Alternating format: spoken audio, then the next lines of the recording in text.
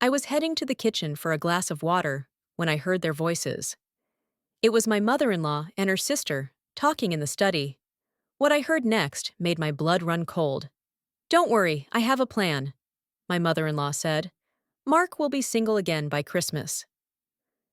And just like that, 5 years of subtle digs, passive-aggressive comments, and quiet sabotage all clicked into place. I knew, right then, I couldn't stay silent for one more second. I just stood there, outside the door, my heart pounding in my chest. I knew if I didn't walk in there and confront her, my marriage might actually be over. This wasn't just another snide comment or a backhanded compliment. This was a declaration of war on my marriage, on my life, and on the love I shared with her son. I was done. Done playing the part of the polite, quiet daughter-in-law. My name is Jess, and this is my story. So, how did we get to this point? Well, you have to understand what I'd been dealing with for the past 5 years. When I first met my husband, Mark, his mother, Diana, seemed perfect. Almost too perfect. She was charming, so welcoming. She kept telling me how happy she was that her son had finally found the one. Looking back, it was all an act. And that mask started to slip almost the second we said, "I do."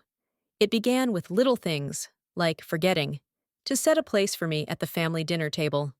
The first time, I just brushed it off. An honest mistake, right? But the third time it happened, I saw it. A tiny smirk on her face as I had to get up and grab my own plate. It was her way of saying, "You're still an outsider here." Then came the gaslighting. And oh, that was her specialty. She'd say something incredibly hurtful, but she'd wrap it up as a helpful suggestion. Then, when I'd get upset, she'd look at Mark with these wide, innocent eyes and tell him I was just too sensitive, or reading into things. She once told me, in front of everyone, that it was a shame my career wasn't more prestigious, because Mark was destined for greatness and needed a partner who could keep up. When she saw my face fall, she just patted my arm and said, "Oh, honey, I'm just trying to motivate you."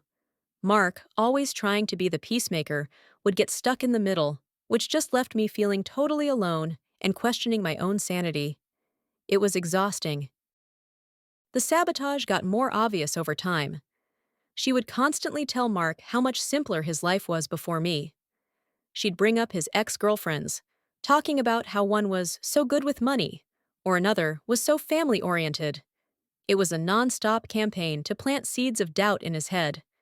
She was always trying to put him in the middle, forcing him to choose between us. She was in a competition for her son's loyalty, and I was the enemy. I tried talking to Mark about it, but it was so hard to explain. Her tactics were so sneaky that when I said them out loud, they sounded petty. She ignored me. She made a backhanded compliment. She rearranged my kitchen without asking. He saw a mother who loved him. I saw a woman who was systematically trying to tear me down, piece by piece. The anxiety I felt before every family gathering was overwhelming. My self-esteem was shot, and I felt a cloud of depression starting to settle in. It felt like I was fighting a battle no one else could even see. And I'm sharing all of this because I have a feeling I'm not the only one who's been through it. If this sounds at all familiar, and you've ever felt like you were going crazy in a difficult family situation, please know that you are not alone. It's a silent battle so many people face. If my story is hitting home for you, hitting that like button and subscribing to the channel really does help. It shows me and others that we have a community here where we can talk about these things. But I always tried to keep the peace.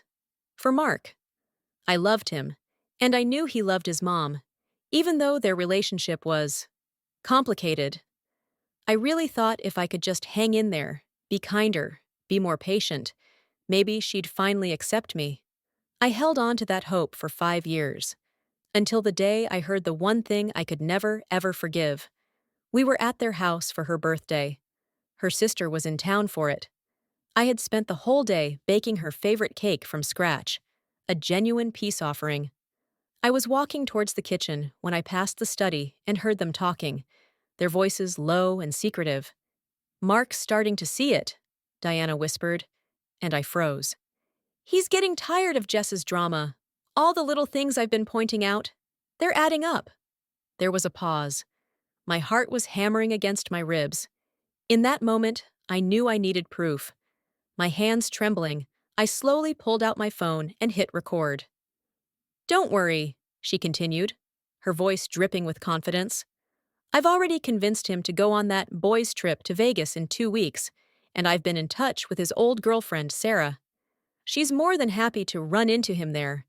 He'll be single again by Christmas. Just you wait." My blood ran cold. I stopped the recording, my fingers numb.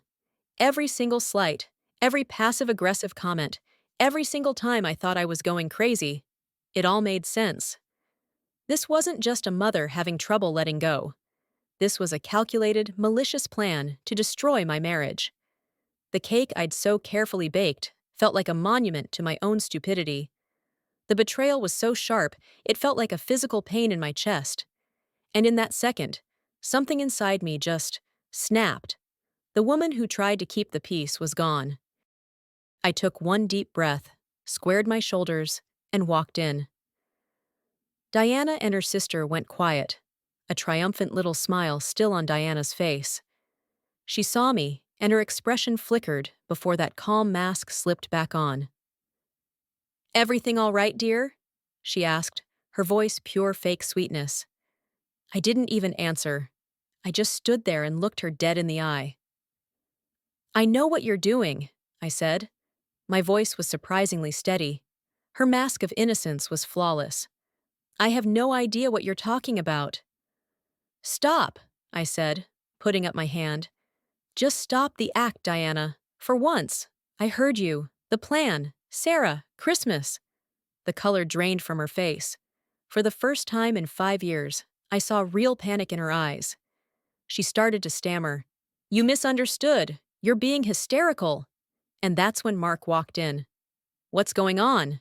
he asked, looking from his mother's pale face to my rigid stance.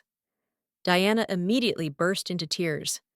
"Mark, she's accusing me of these horrible things. She's trying to turn you against me." It was her classic move. Play the victim. But not this time. "Actually, Mark," I said, my voice shaking with emotion, "why don't you just listen?" I held up my phone and pressed play. Her own voice filled the silent room. "Convinced him to go on that boys' trip to Vegas. I've already been in touch with his old girlfriend, Sarah. He'll be single again by Christmas. Just you wait." Mark looked at his mom, his face a storm of confusion and dawning horror. He saw the guilt she couldn't hide this time. There was no way to deny it, no way to twist it. It was undeniable. All those times I'd come to him, hurt and confused, it all finally made sense. "Mom?" he whispered. "Is that true?" Diana just sobbed. And in her silence, we had our answer. Mark took a step away from her, and then he did something that changed everything. He came to my side and took my hand. We were a united front. "This stops now," he said, his voice firm. "You will not disrespect my wife that way again. You will not interfere in our marriage again. This is my family. She is my family. And you have to respect that, or you will not be a part of it." The finality in his voice was absolute. The fight was over. After that day, everything changed. We left her house immediately, leaving that stupid, uncut birthday cake on her counter. The weeks that followed were tough. Diana tried everything: guilt trips, angry calls, even getting other family members to tell us we were tearing the family apart. But Mark stood by me, a solid, unwavering wall. He had the recording saved. There was no room for doubt.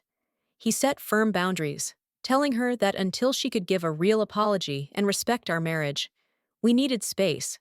That space has turned into months now. We're in low contact, and to be honest, the relationship might never be fully healed. The trust is just gone. But the craziest part? My marriage healed. The confrontation, as awful as it was, forced us to finally deal with the poison that had been leaking into our lives for years. Mark and I learned how to be a team in a way we never had been before. We talk more, we're closer than ever, and our home is finally our sanctuary, free from all the drama and manipulation. Standing up for my marriage was the hardest and best thing I have ever done. It taught me that real peace can't be built on a foundation of lies and just taking it. Sometimes you have to walk straight into the storm to find the calm on the other side. Trusting my gut and refusing to be gaslit any longer saved my relationship, and honestly, it saved me. This whole experience was incredibly lonely, and that's why I'm sharing it. I know I'm not the only one who has gone through something like this. If you've ever dealt with a manipulative in law or had to fight for your relationship, I really want to hear your story in the comments below. Let's support each other. Your story matters, and you are not alone. And please don't forget to like this video and subscribe for more stories about navigating life's challenges. Thank you so much for listening.